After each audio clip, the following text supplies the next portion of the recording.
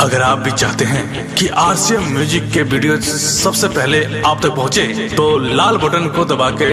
Channel को subscribe जरूर करें और साथ में बेल आइकन को दबाना ना भूलें।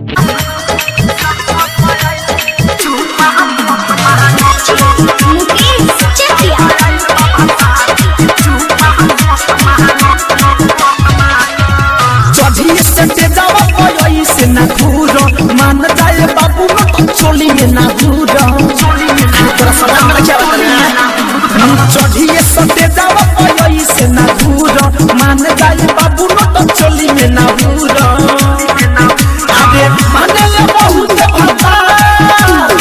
माने ले बहुत भता रही चलिया मोता संगे साथ पयाइल बा भतार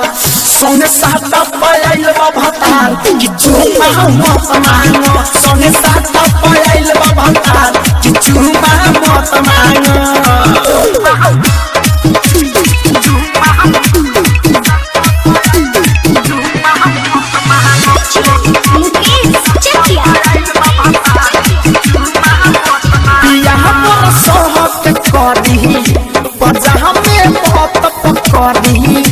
रहुआ से कदी होरा रवि पत हम के तोरा यहाँ पर सहक कदी पजा में मत कदी रहुआ से कदी होरा धरी पत हम के तोरा दूर से लेती मजा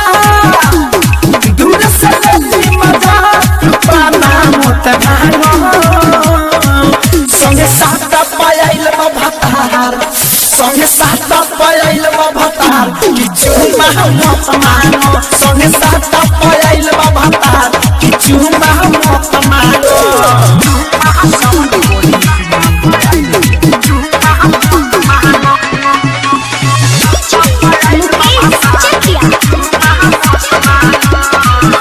सुनो ये धीरज दीवाना कहीं से केहू के ठीक लागी छेड़ बसा मने में जनाना सुनो ये धीरज दीवाना कहता फेर दीवाना कहीं से केहू के ठीक लागी छेड़ बसा मने में जनाना होई बाबा भन जाए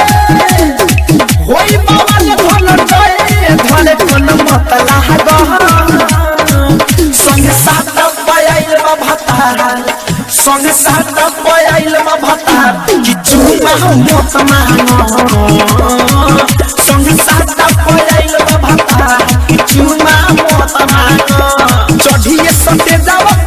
से ना घूर मान जाए बाबू तो चली में ना घूर माने ले बहुत भतार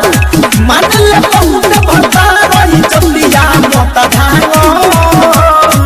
संगे साथ पयाइल बा भतार संगे साथ पयाइल बा भतार किछु